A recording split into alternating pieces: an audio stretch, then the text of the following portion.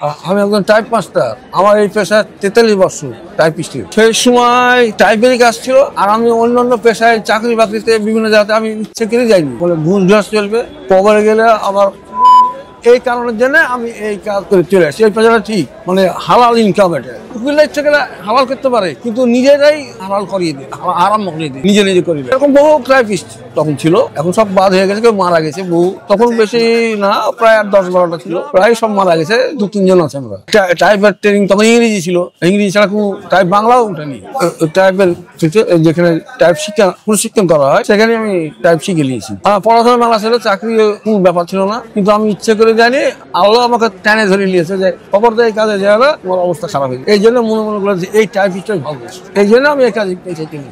ইংরেজি তো ইংরেজি অক্ষরই হবে, তাই হ্যাঁ, ওই যে লেখাপড়ার উপর নির্ভর আমার, যার জন্য যেখানে 14টা ভুল ঠিক করেছি আমি, যেহেতু আমি ইউনিভার্সিটি অনার্স ম্যানেজমেন্টের মানুষ ছিলাম, লেখাপড়া মেলা দূর, যার জন্য ইংরেজি কোনো ব্যাপার নেই আমার কাছে। বাংলাকে ইংরেজি বানিয়ে দিতে পারিনি, বাংলা লেখা আছে ওটা ভাই ইংরেজি বানিয়ে দিই। তখন কাজ খুব ভালোই ছিল এবং জিনিসপত্র দাম কম ছিল, সেই হিসাবে আমার টাকা যথেষ্ট ছিল, নিয়ে কিনেছি। ওগুলোর দাম ছিল তখন 8 থেকে 10,000 টাকা দুটো।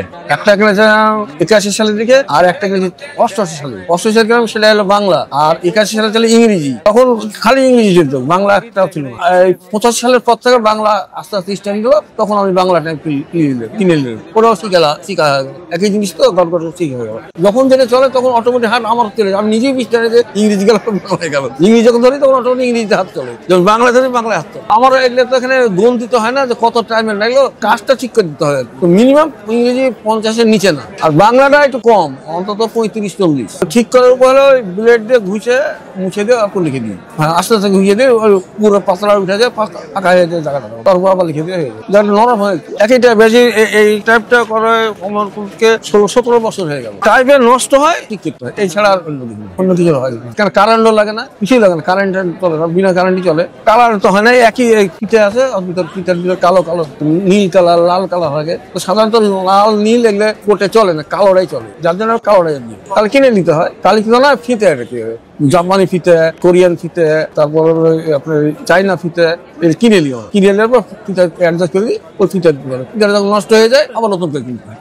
এখন পর্যন্ত দরকার করার কারণ হলো যে পুরাতন যে কাগজগুলো, কাগজে সেই কাগজটা দরকার হয়, তখন বলে যে এই কম্পিউটার দিলে তো এই নষ্ট হয়ে যাবে, মানে কম্পিউটার ধরা পড়ে যাবো আমি, অথবা পুরাতন ওই টাইপিস্টের কাজ করতে হবে, তখন আমাদের কাজ। হ্যাঁ, ওই জন্য আমরা থই এবং কাগজ। আর কম্পিউটার যদি কাজ করতে চাই, আমরা নিজেই কম্পিউটারের কাছে যাই করে নিই, আমরা ব্রেন দিয়ে দিই যে এইভাবে লেখা, এইভাবে লেখা। এটা ইংরেজি মেশিন তো নাই রে, এটা ইংরেজি লেখা না, ওটা ঠিক করা যাবে না, হবে না, কাজ হলে হবে। আর ইংরেজিতে বাড়ি যা করতে হবে, টাইপ করতে পারবো না।